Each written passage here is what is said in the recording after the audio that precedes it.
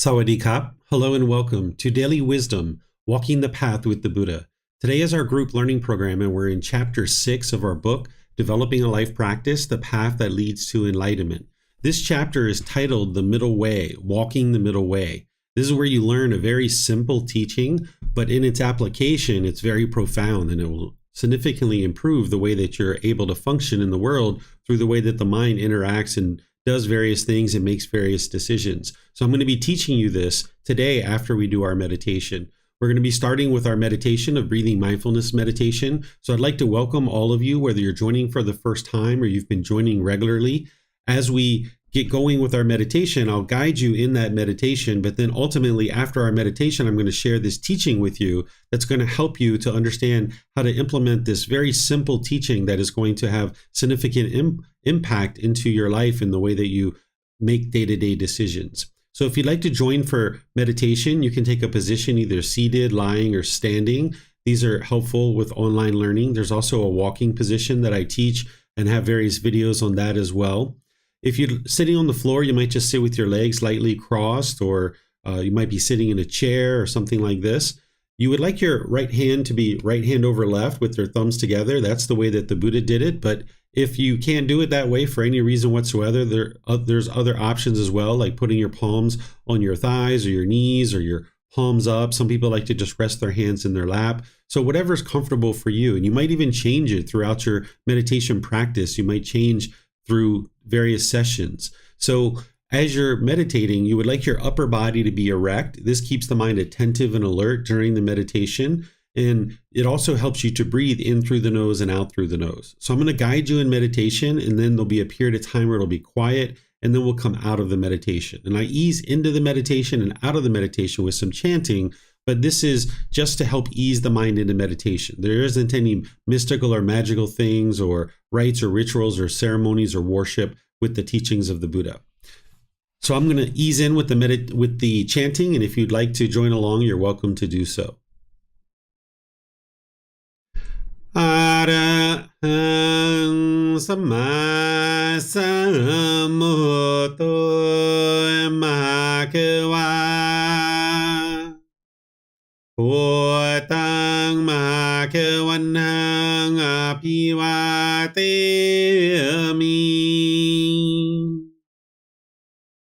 Sawakato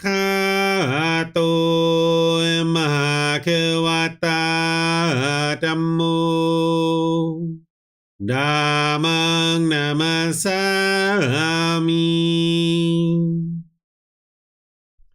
Supatipano Mahakavato Sāvaka Saṅkho Sanghang Namami Namo Rasa Bhagavato Arahato Samma Sambuddhassa Namo Rasa Bhagavato Arahato Samma Sambuddhassa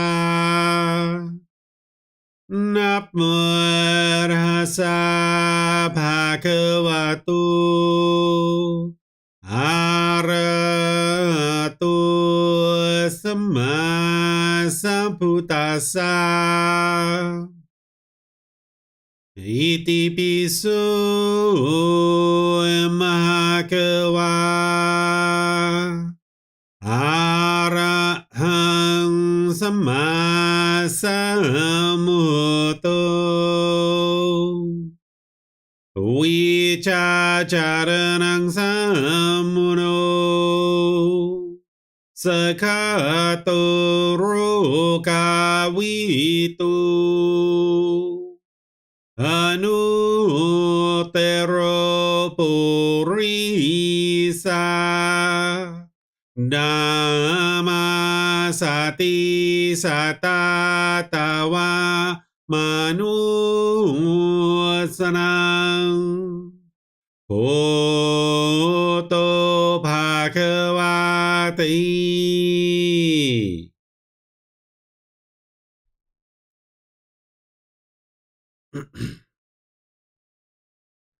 Okay, with the lower body and hands and arms comfortable,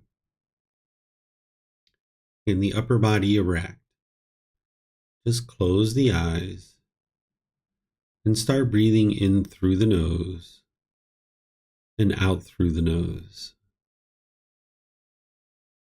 Here you're just looking to establish the breath, a nice, natural, steady, consistent breath. Not forced or controlled, just a gradual inhale through the nose, experiencing the full breath. And then when you're ready, exhale out through the nose. Breathing in and out.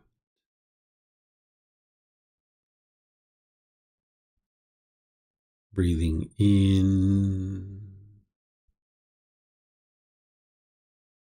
and out.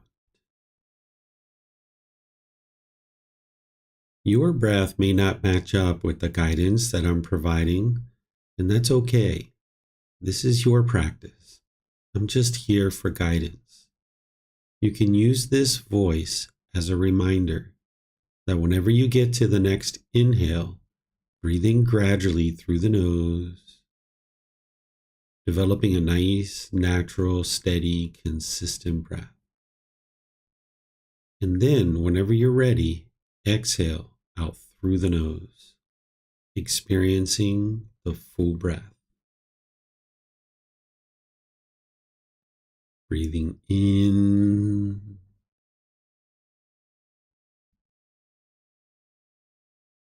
and out. Breathing in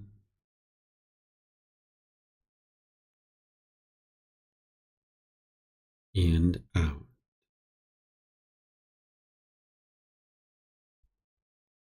With the breath well established, start fixating the mind on the breath, either the sound of the breath coming into the nose or the sensation of air moving over the skin into the nose. The breath is the present moment. Fixate the mind on the breath, the present moment. Breathing in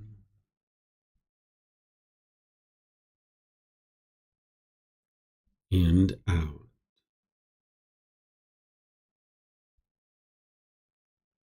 Breathing in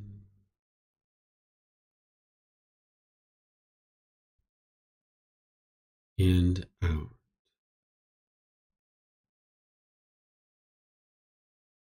With the mind fixated on the breath, whenever you notice that it moves off the breath, cut that off, let it go, and come back to the breath, the present moment. No need to observe the thought, label it, judge it, analyze it, or even try to figure out where it's coming from. Whenever you notice that the mind is moved off the breath, cut that off, let it go, and come back to the breath, the present moment. Breathing in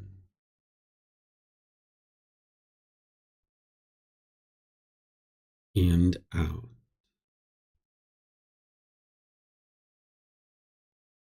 Breathing in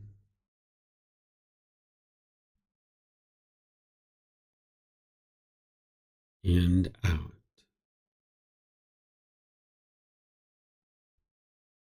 I'm going to be quiet now and let you do this work of focusing on the breath, cutting off and letting go anytime the mind moves off the breath.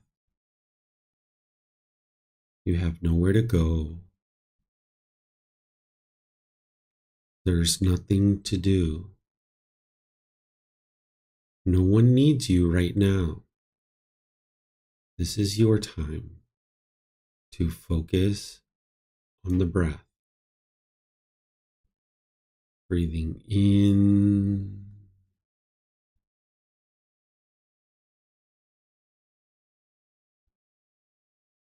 and out.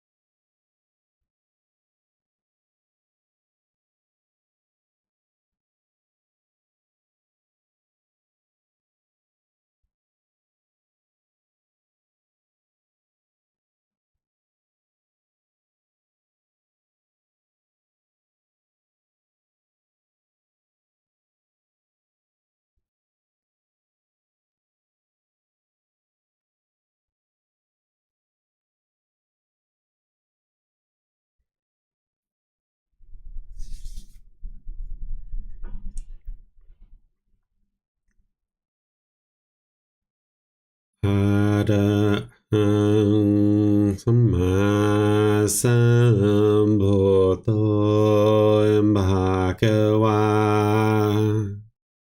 พุทธังภะคะวันตังอะภิวาเทมิ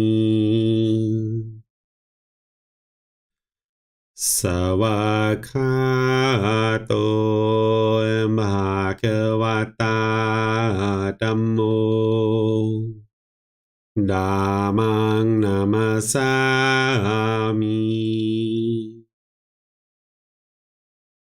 สุปฏิปันโนภะคะวะโต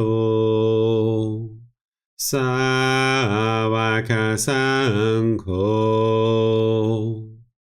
สังฆังนามามินะโมตัสสะภะคะวะโตอะระหะโตสัมมาสัมพุทธัสสะนะโมตัสสะภะคะวะโต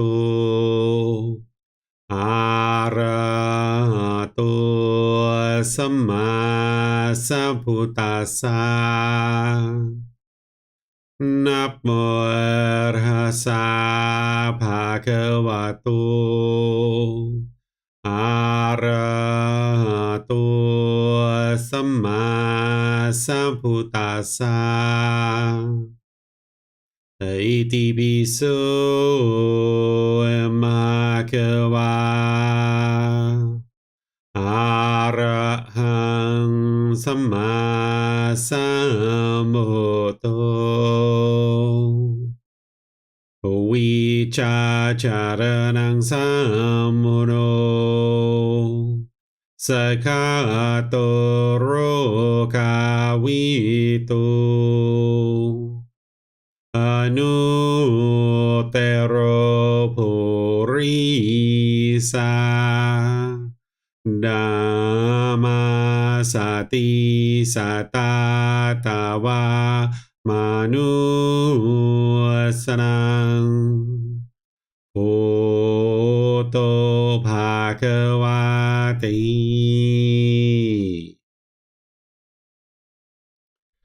If you'd like to slowly make your way out of meditation, once again, I'd like to welcome all of you guys, whether you're joining for the first time or you've been joining regularly. Today is our group learning program, and we're studying chapter 6 of our book, Developing a Life Practice, The Path That Leads to Enlightenment. In this chapter, you're learning about the middle way, walking the middle way.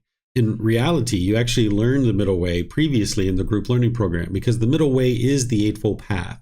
But the middle way is actually another aspect of understanding a certain teaching that will ultimately help you apply this to multiple things in your life and actually be able to use it and utilize it to be able to move the mind to the middle, where the mind can be peaceful, calm, serene, and content with joy, the enlightened mind. So during the lifetime of the Buddha, he made his way to enlightenment on his own without the help of any teachers or any guides. This is one of the criteria that makes a Buddha, is that they get to enlightenment on their own without the help of any teachers or any guides. But prior to doing that, he was actually studying with some other teachers. And these other teachers were teaching him all kinds of disparaging things, like hanging himself upside down from trees and piercing his body with metal implements, starving himself, laying on beds of nails, things like this. The thought was that if you could cause harm to the physical body and you could transcend that pain with the mind, that then you would be able to get to enlightenment. And ultimately, Siddhartha Gautama, who is the historical Buddha, realized that this doesn't work, that it's not actually helpful, that causing physical pain to the body doesn't actually produce enlightenment. But prior to this, he was actually a prince in a royal family, and he stepped away from that royal family because his father wanted him to be a king, and he wasn't interested in being the king. He was the first in line to inherit the throne, and he saw all this misery and despair in the kingdom, and he decided that he needed to figure out how to escape this so that he could help the people in the kingdom. And when he left the palace, he went on this journey to be able to get to enlightenment. And ultimately, through his journey, when he goes off on his own, he gets to the point where he's actually just about to die. He's on his own in the forest. He's left the royal palace. He's left the teachers that were teaching him to disparage his body. And he was pretty much on death's doorstep because he took these aesthetic practices that he was taught all the way as far as he could take it. He was all the way at the point where he was eating just 1 grain of rice per day. And he was basically skin and bones. His bones were protruding. He was meditating. And there was this woman and her daughter that came by, and they saw that he was about to die because he was so emaciated. And they came over to him and they pleaded with him to eat some rice. And he reluctantly accepted this rice and started to eat. And in this moment, he had this realization. After having studied with these other teachers for 2 years and doing all these aesthetic practices that were causing harm to the physical body, he started to eat, and he started to have this realization that he realized that when he was in the royal palace, he was living with all these sensual pleasures. He was indulging in the royal riches of, amazing fabrics, entertainment, beautiful women bathing him, great food and things like this. Everything you can imagine that a royal family could purchase for their son, they had that access to be able to provide this to Siddhartha Gautama. And then when he left the royal palace, he swung all the way over to the other side, where he was disparaging the physical body, even eating just 1 grain of rice per day. And now when he started eating this rice, he started to have this realization that he's been living on 2 opposite sides of the spectrum, and he needed to come to the middle. And this is where he started to understand the middle way, and his practice to get to enlightenment started to really accelerate because he started to understand that he needed to move his mind to the middle. Ultimately, by the time he gets to enlightenment, a total of 6 years, he ends up describing this middle way through talking about a particular instrument.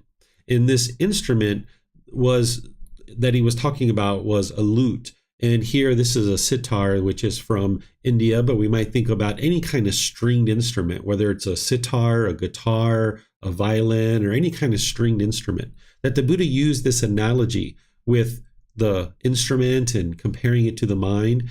And he was describing how this stringed instrument, if it's strung really tight and it's wound up really tight and the string is really tight and you pluck it, the instrument doesn't play beautiful music. It doesn't play the way the instrument was intended to play. But then also, if the instrument is tuned very loose and the string is very loose and you pluck it, it doesn't play beautiful music there either. It doesn't play the way the instrument was intended to play. So he noticed that the mind was essentially doing the same thing, that it was either holding on to things really tightly or that it was real loose and lackadaisical. But it's when you tune this instrument perfectly to the middle that you strum the strings and it plays beautiful music, the way that this instrument was intended to play. And he noticed that the mind was exactly the same way, that when you are holding on to things really tight, it doesn't perform well, that the mind becomes discontent, that there's the anger and the sadness and the frustration and all those other discontent feelings. But when you let go of that, oftentimes the mind swings all the way to the other side, where now the mind's indifferent and lackadaisical and lethargic and dull. And there's not peace and joy there either. So it's only when you fine tune this mind and you bring it to the middle that you can now experience the peace, the calm, the serenity, the contentedness, and the joy that is the enlightened mind, the focus, the clarity, the concentration, the deep memory, because you've eliminated the pollutions out of the mind, where the personal, professional relationships are improving, and you get to the point where you're not even in a bad mood anymore. So this mind that you have, it performs very much like a musical instrument. It's a certain way that it was intended to perform and the way that it was intended to function. But if it hasn't been tuned to the right pitch, then it's not going to play beautiful music, just like the instrument. It's not going to perform well. So what I've been teaching you over the last several weeks, this Eightfold Path, this is the middle way. This is what's going to tune the mind and bring it to the middle. Each one of these factors that you learn as part of the path to enlightenment: right view, right intention, right speech, right action, right livelihood, right effort, right mindfulness, and right concentration. It's dialing all these in and tweaking these within your life practice that is going to produce the peace and the joy, because it uproots the pollutions that are in the mind. So just like you have a speaker system, if you had 8 dials, you would tweak these and you would get a better and better quality sound out of the speakers. And the same thing is true about the mind. When you tune in the mind with these 8 factors, then the mind performs more and more optimally. So this middle way that the Buddha taught in relationship to the Eightfold Path and how you need to journey to enlightenment, it can be applied here when we talk about it as the middle way, and that is the middle way, the Eightfold Path. But you can also apply this idea of the middle way and this teaching of the middle way in many different aspects of your life, that it's not just the Eightfold Path. As I mentioned, the Eightfold Path is the middle way, and that is how to train your mind. But you can take this same simple teaching of bringing the mind to the middle, not holding on to things really tight and not having things real loose and lackadaisical, and bringing things to the middle. You can apply this to any number of aspects in your life, whether it's your finances, your maintenance of your house, your social relationships, your work, or any number of things. Let me give you some examples here. Let's say that you were holding on to your friends really tightly, and you were spending an exorbitant amount of time with your friends in social situations. Your mind's holding on here, and you're not spending time to do the other things that you need in life in order to help your life move forward. But also, if you were all the way over here on the other side, where there was just, no social interaction whatsoever, and you were just work all the time, or just lackadaisical and just not doing anything at all, your mind's not in the middle. You're going to experience the dullness and the lethargic condition. So it's only when you bring it to the middle, where you balance out your life, you spend some time doing social things, and sometimes you're doing other things that you need to do in order to move your life forward. Or let's take the maintenance of your home, for example. If you have your own home, if you were obsessive about the maintenance of your home and every last little detail, and specifically just holding on to it very, very tightly, and any little number of things that go wrong in your home, you got frustrated and agitated and annoyed, you're not going to experience peace and joy there. But also, if you're over here on the other side, where you never took care of your home, and something breaks or something has a problem and you just could care less, then you're not going to have a dwelling that's going to be there for you to be able to shelter you from the weather. So it's only when you come to the middle where you find the peace and the joy, and the mind can be at ease, where you're not obsessively maintaining your home, but you're also not just lackadaisical, could care less what happens to your home either. You can apply this even to the teachings of the Buddha, as you've been learning here and there that generosity is an important teaching and a mental quality that you need to cultivate, where you're giving and sharing more than is strictly required in any given situation without any expectation of anything in return, where you're sharing your time, effort, energy, and resources. Well, if you are able to share with people to a certain degree, and you've found a particular way to share, well, if you were holding on to this and you were maybe sharing excessively, well, you're not going to have the basic needs that you need in order to take care of your own life. But also, if you were on the other side of that, where you never shared, you would be selfish. And the stain of selfishness would affect you because your mind's holding on to things so tightly. So if you share in excess and practice generosity without attending to your own basic needs and necessities, then you're not going to find peace and joy there. But over here on this other side, if you were selfish, you're not going to find peace and joy there either. So you need to come to the middle, even with something like generosity, and ensuring that you're practicing in the middle way.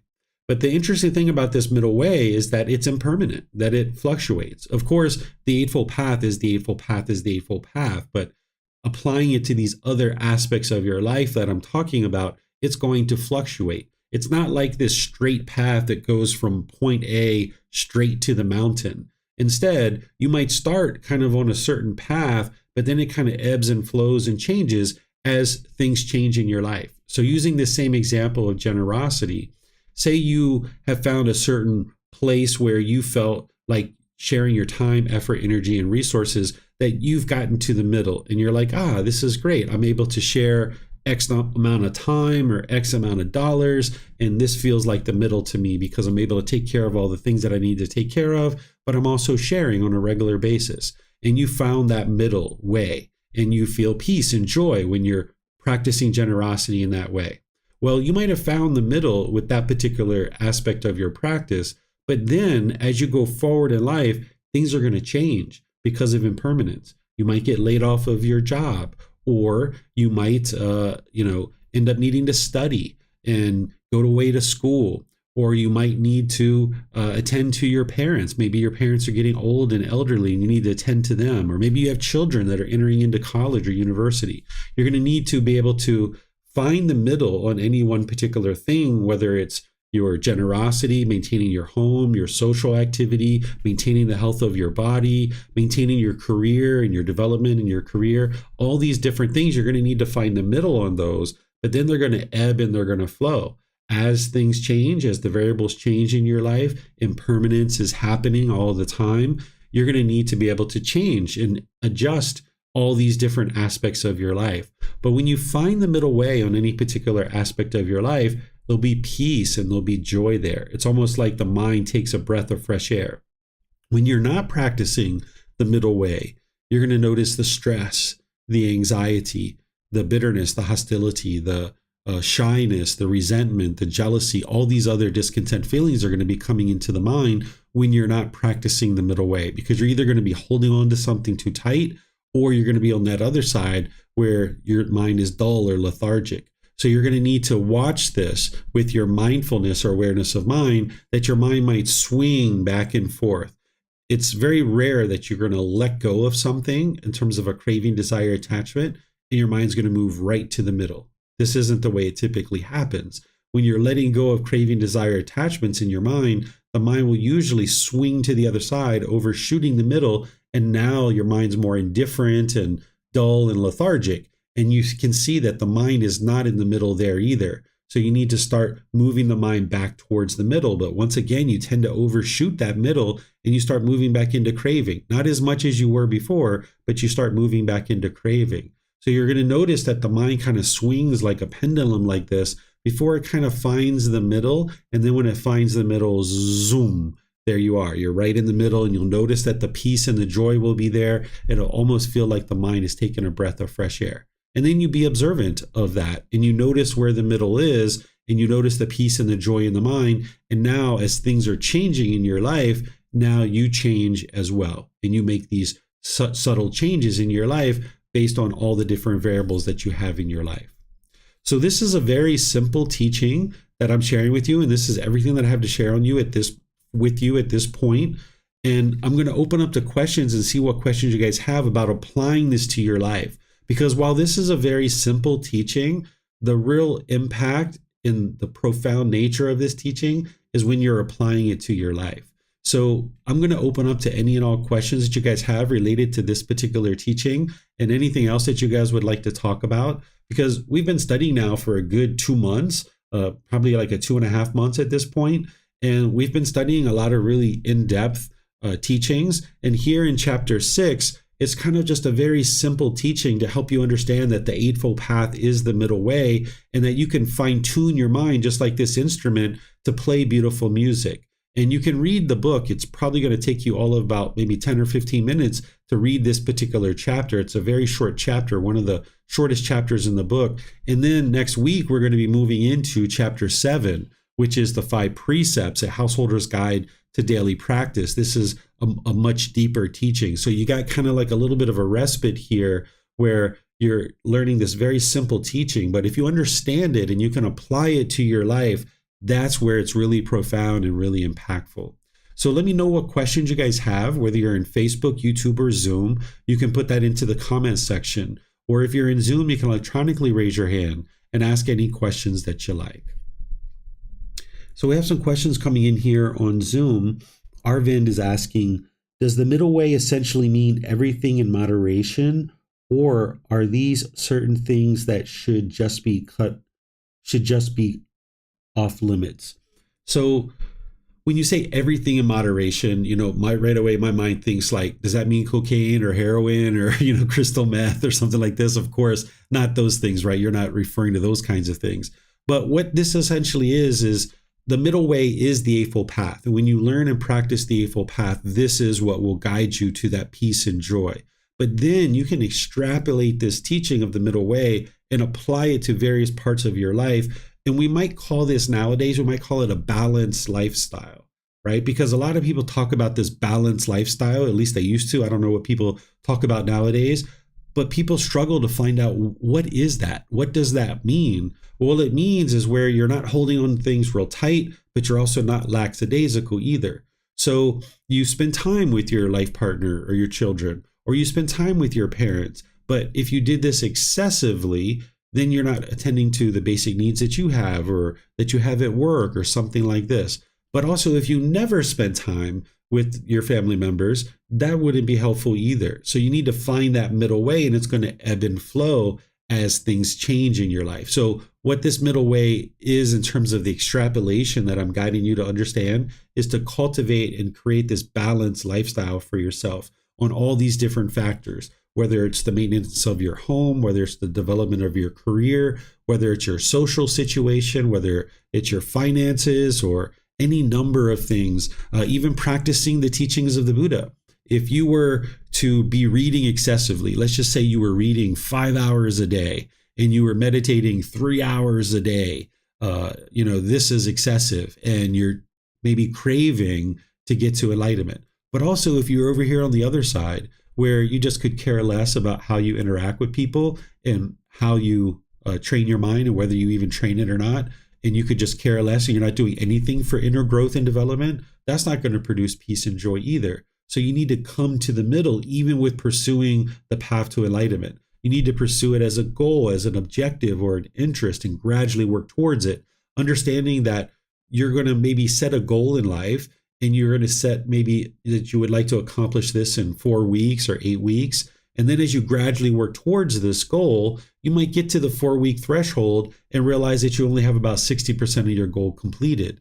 Whereas if you're pursuing this with an expectation or a want, you'll be sad, you'll be frustrated, you'll be angry. But if you pursue things in life as a true goal, as an objective or interest, when you get to that threshold of 4 weeks and you realize you haven't met your goal, it's like, all right, well, I've done the best that I can do to get to this particular point. So let me see what I can do. Let me extend my timeline. Let me add some more resources. Let me figure out how to actually accomplish this goal and gradually work towards it. Maybe my initial time frame was unrealistic based on all the different impermanence that I experienced over the last 4 weeks. So pursuing the middle way is to understand that things are constantly changing, and you're going to need to find the middle in kind of a balanced life in any one particular aspect of your life, and then pursue those things with a goal, as an objective, as an interest, gradually working towards it, realizing that you're not going to always meet all your goals, and you're going to have to make adjustments to your timeline or other things that you might be having as variables to be able to accomplish this particular goal. Let's see, Brent has a question. How do you personally implement a Brahma Vihara or factor of enlightenment to counteract a swing of the mind? So depending on what your mind's doing, if your mind is, practicing the craving, desire, attachment, and that's what you're doing, you're holding on, and the mind's holding on to things really tight, this is where you would like to practice breathing, mindfulness, meditation, and generosity to train your mind to let go. And now as you're doing that, and if you've been doing that regularly, like I've been guiding you to, it's going to potentially swing to the other side. And this is where the dullness and the lethargic condition can start to come in, and you can start noticing that. And then you apply the enlightenment factors from the 7 factors of enlightenment. That if you're practicing mindfulness or awareness of mind, now when you notice your mind is dull and lethargic, you start practicing the enlightenment factors to uplift the mind, which is the enlightenment factor of investigation, energy, and joy. These are detailed in Volume 1, Chapter 3, where the investigation is you're investigating and examining the teachings of the Buddha. This is the first factor of what you would like to practice when your mind's in that dull, lethargic state, because you're trying to do just the opposite, to counterbalance this dull and lethargic state. In this dull and lethargic state, the mind doesn't want to meditate, doesn't want to come to class, doesn't want to talk to your teacher, doesn't want to read, doesn't want to watch videos or listen to podcasts. It's just like, whatever, right? It's in this dull and lethargic state. It doesn't want to do anything. So you're trying to do just the opposite to counterbalance that and start bringing it to the middle where you investigate and examine the teachings. Then what you'll notice is as you're learning the teachings, it's starting to provide you the insight and wisdom that you need in order to eradicate this complacency. And now there's this energy that springs up in the mind, this vigor, this ambition, this motivation. And then there's this joy. this unconditioned happiness that springs up in the mind. And I've taught this at different times. And if you have more specific questions on this, you can certainly talk about this and ask me those questions. But these enlightenment factors, you'll need to apply right mindfulness to be aware whether the mind's in this one state or another. And then you'll need to apply right effort in order to arise these qualities in the mind. So that's why it comes back to the Eightfold Path, where that's the core central teaching, because there the Buddha is providing you the tools and techniques that you need to be observant of the mind with mindfulness, and then apply right effort to bring the mind to the middle. So if you ever notice with your mindfulness, the mind's on either side, you can actively move the mind to the middle. And more, it'll get easier and easier to do this. Initially, you don't have much mental discipline, but as you train your mind through all the various meditations and all the other techniques that the Buddha teaches, then you become more disciplined with the mind, and you can actively move it much easier with less effort. And then as you get it to the middle, it will stay there. The analogy that I give to people is I share, like if you had a piece of wood and you had a piece of steel rod and you grinded this steel rod back and forth on the wood, initially the steel rod's going to bounce around quite a bit because there's not a groove there yet. But if you grind that steel rod back and forth long enough, you're going to create a nice groove in the wood. And when it pops out, you're going to notice that because you know what it feels like to be in the groove. You're going to notice when the steel rod pops out, and then you'll be able to bring it back. But eventually, if you grind this steel rod back and forth long enough, you'll get such a deep groove there that the mind will never pop out. And that's where the mind is enlightened, that you'll notice that the mind is in the middle and constantly practicing the middle, and it doesn't get distracted. It doesn't move over to one side or the other because it's just in the middle. So when you notice your mind isn't in the middle, that's your mindfulness, noticing that the steel rod is not in the middle. And now you bring it to the middle, and you bring it and you keep it in the middle. And then if it bounces to the other side, you bring it to the middle. So if you're watching TV and you notice your mind's wandering and you're not paying attention to the TV program, you cut that off and bring it back. Or if you're in a business meeting and you notice your mind's wandering, you cut that off and bring it back. And we can use this towards the middle way too. Like say you're noticing that you're spending an excessive amount of time maintaining your house and you're just being so particular. It's almost like being obsessed with every little aspect of your house. Where you notice the mind doing that, you're like, hold on a second. I haven't been spending time with my children. I haven't been spending time with my life partner. I need to spend some more time with my career and my work. Let me let this go, and it's not going to be the end of the world. Let me bring the mind a bit to the middle, and now let me just maintain the home in the way that needs to be maintained without being obsessive about it.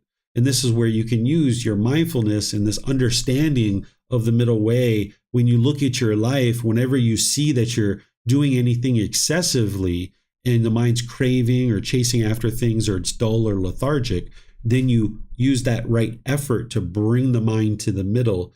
And now the more that you stay there in the middle with all these various things, now your mind will just always stay there.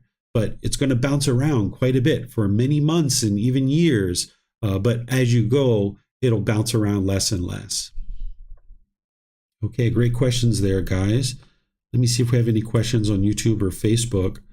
Looks like we have some questions here from Janae, I think is the way you pronounce your name.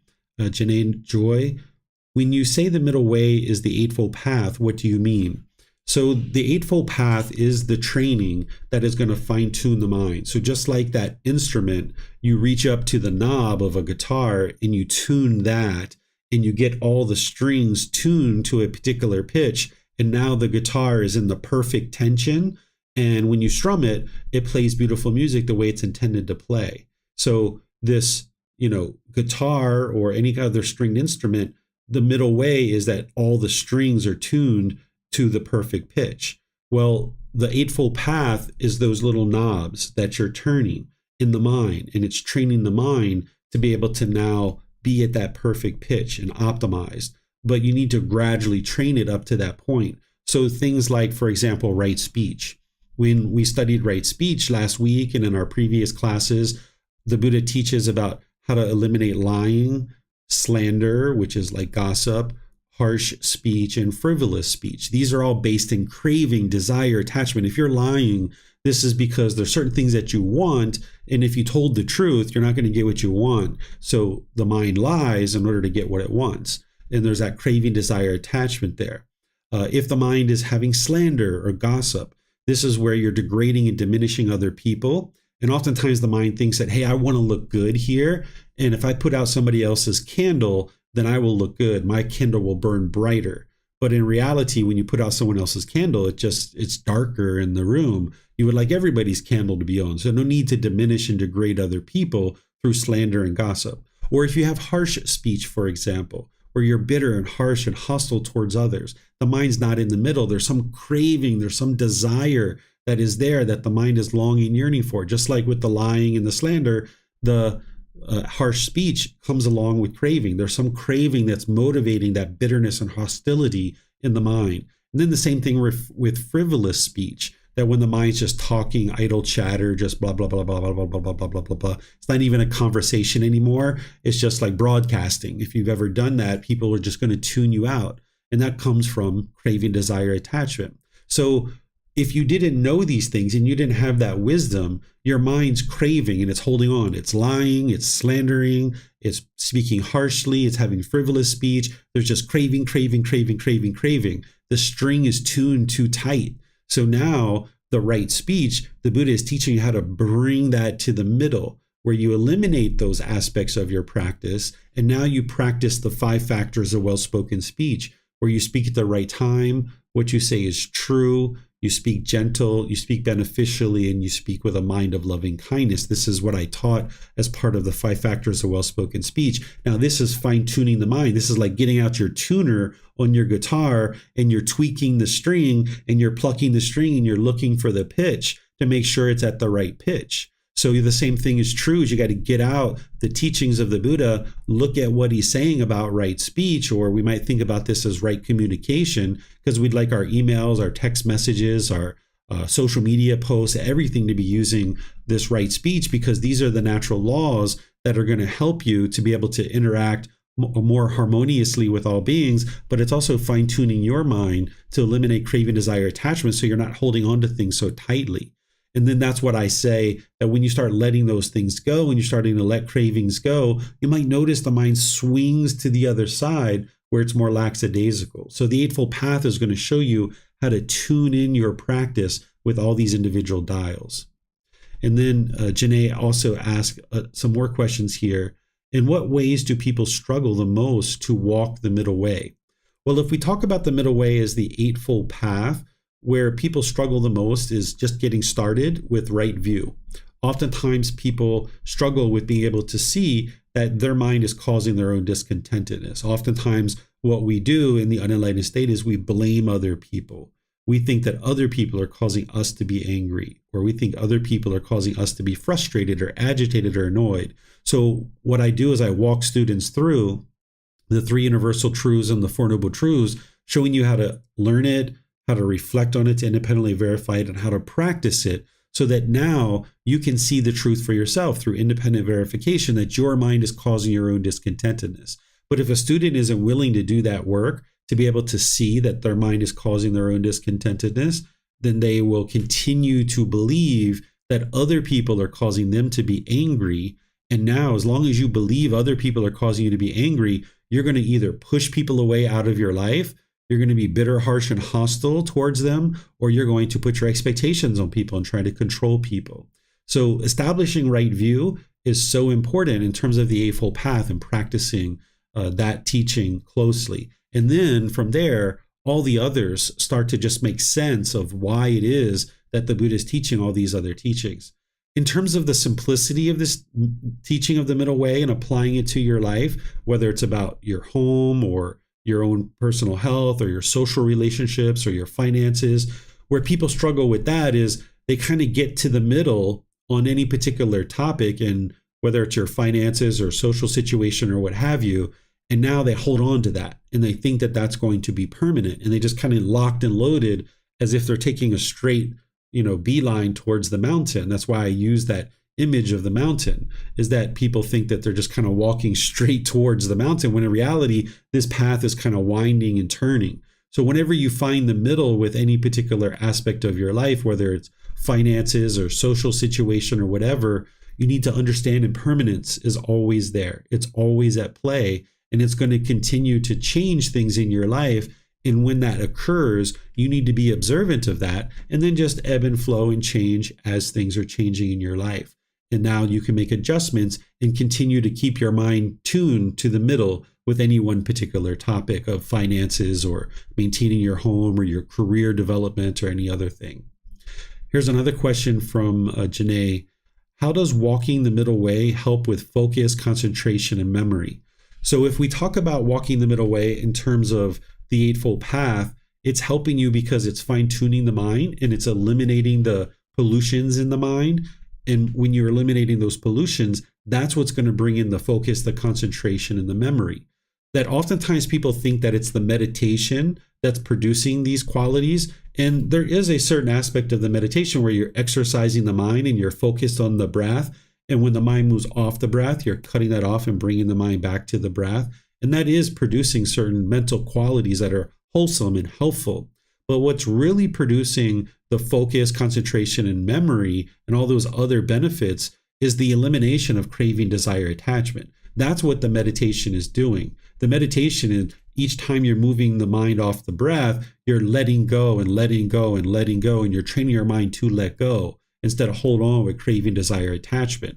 So what the middle way in terms of the Eightfold Path is doing for you is it's helping you to be able to let go and not have craving. So around your speech, those examples that I gave you, you can see how by choosing not to lie, not to slander, not to have harsh speech, and not to have frivolous speech, you're letting go of craving, desire, attachment in order to be able to accomplish that. But just always keep in mind that you're not going to be able to learn a teaching from the Buddha, snap your fingers, and instantly implement it. It's going to be gradual training, gradual practice, and gradual progress. Sometimes people, when they read a book or they hear a teacher talk in a class, just because they understand it intellectually, they think that maybe they can go out and they can immediately practice it, which you can start practicing it, but you're going to have missteps. You're going to trip over your feet. You're not going to do it perfectly just right after you've read it in a book or right after you've heard it in a class. It's going to take time and effort and energy to gradually train the mind to be able to implement each one of these factors. So if you're tuning a guitar, for example, if this guitar is like wildly out of tune, which is what the unenlightened mind is in the unenlightened state, it's wildly out of tune. If a guitar is wildly out of tune, you've got 6 strings there or 5 strings or however many strings your guitar has. When you put your tuner on the guitar, you're going to need to spend a lot of time fine-tuning that guitar, because as the neck of the guitar comes into more and more and more tension, it's going to throw off the tuning of the other strings. So you're just constantly plucking each individual string and tuning and tuning and tuning and tuning and tuning and going back and refining and refining and refining and refining. So it's the same thing with the Eightfold Path, that you're going to be constantly refining that, which is constantly refining your mind, helping you get rid of craving, desire, attachment. And that's what brings in the focus, the concentration, the clarity, and the deep memory, because you've eliminated the craving, desire, attachment, and the pollutions of mind are being uprooted. So now the brightness and the radiance of the enlightened mind can shine through. The mind's starting to perform optimally. Because when you're carrying around craving, desire, attachment, it's like carrying around a burden on your shoulders. And when you're carrying around this burden on your shoulders, you feel weighed down, you feel exhausted, you feel tired. But when you uplift this burden that the mind's carrying around, that's where the focus, concentration, clarity, and deep memory comes in.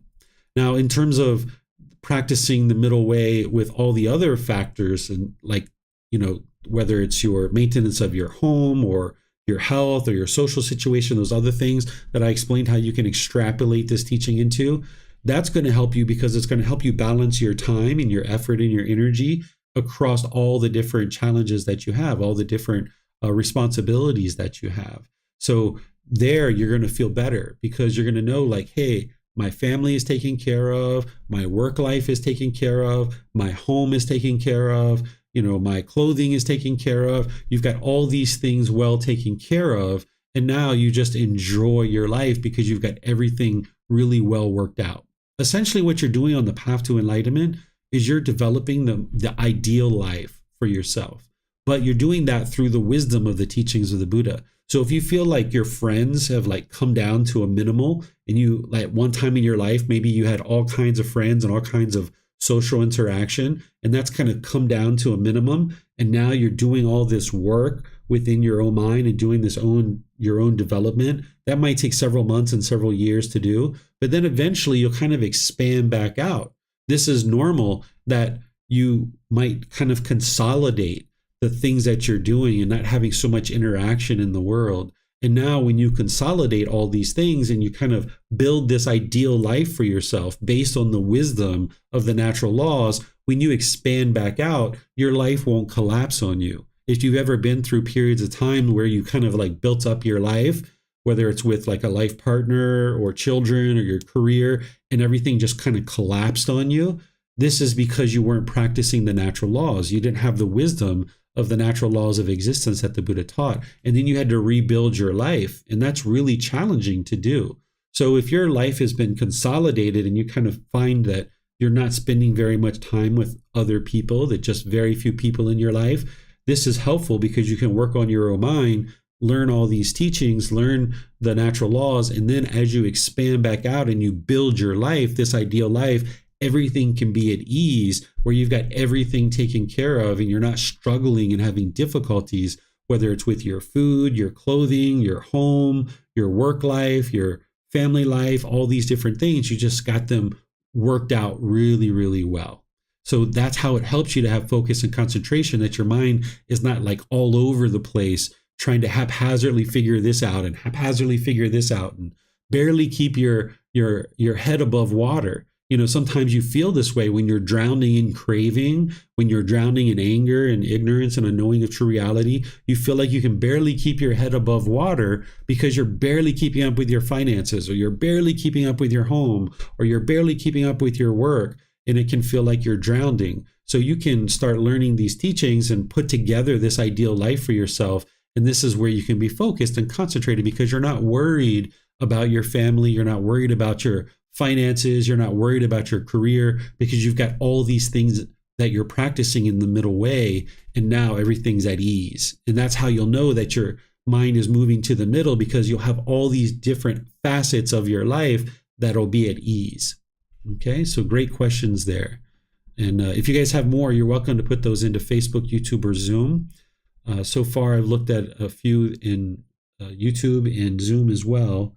And it looks like we have another one coming in here on Zoom from Brent. I feel that early on, I experienced a lot of beginner gains.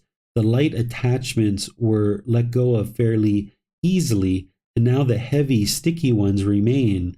I feel like the progress now is slower and more hard fought, and I'm trying not to expect anything out of my practice, but it's hard. Is this normal? Yes. It's like peeling an onion.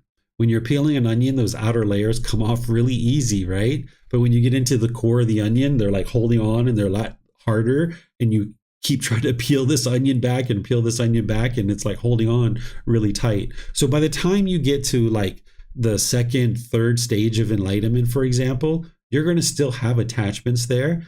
But the ones that are still there are the deepest held ones that you've had for so many years, because you were able to get rid of the other ones fairly straightforward. But as you get into that second and third stage of enlightenment, whatever cravings and attachments are still around, they've been around for a long time.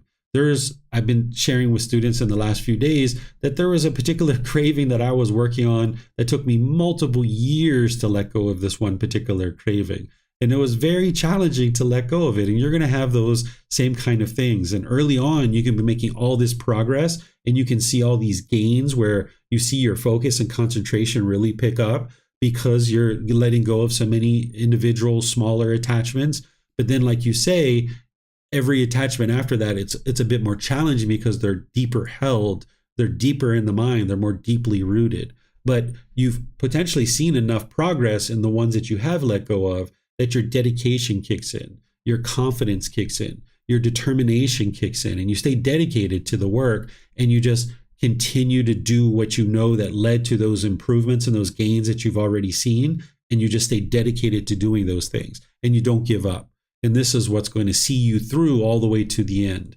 And not that the path ever really truly ends, but it's going to see you all the way to enlightenment. So yes, early on you can experience lots of gains because everything's so new and all these lighter attachments are fluffing off pretty easily. But then when you get those outer layers off, the inner layers are a lot more challenging to let go of. This is very normal, Brent.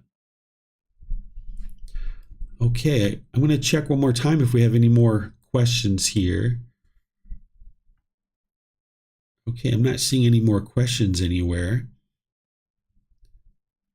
Okay, so what I'm going to do then is just end by thanking all of you guys for joining for today's class. As I mentioned last week, this is a very short class, just a little bit of information to really help you guys understand what this middle way is. You've already learned this middle way in terms of the Eightfold Path in our previous classes. But here I'm showing you that the middle way is the Eightfold Path, but then you can extrapolate it and apply it to other aspects of your life. And here you've got a little bit of a respite where you can just read a short little chapter. You can build up your meditation practice. You can go back and look at some of the previous chapters, because now next week we're going to move into chapter 7, 8, 9, 10, 11. You're going to see a lot more teachings that are very significant and very deep and very detailed that are needed in order to build your foundation on your journey to enlightenment. So here there's just a little bit of a respite as you learn about this little simple teaching of the middle way. But like I mentioned, the profound nature of it is in its application, that as you apply it in your day-to-day life, that's where you see the real improvements. So thank you all for joining for today's class. And as you would like to attend future classes, next Sunday, we're going to be in chapter 7, which is the 5 precepts, a householder's guide to daily practice. This Wednesday, we're going to be in the 3rd part of a 4-part series on Buddhist chanting. And any of these classes that you can't attend live, you can always watch the replay on YouTube, on Facebook, or on our podcast. So as you need help, feel free to reach out. I'm here to help you guys. You're welcome to send private messages, ask questions in classes. You can post in our Facebook group, and you can even schedule personal guidance through our website, and we'll be able to meet in Zoom together. So have a very wonderful and lovely rest of your day. We'll see you next time. Take care. Sawadee krap.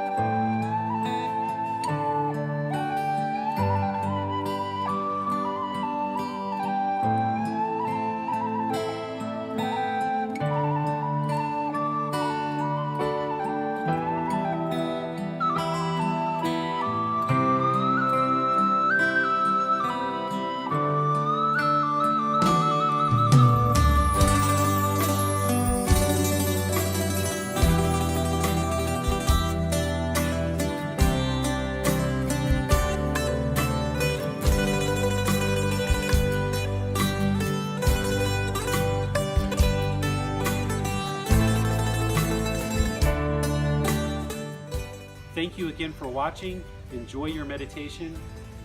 Look forward to seeing you online and answering any questions that you might have. Thank you so much.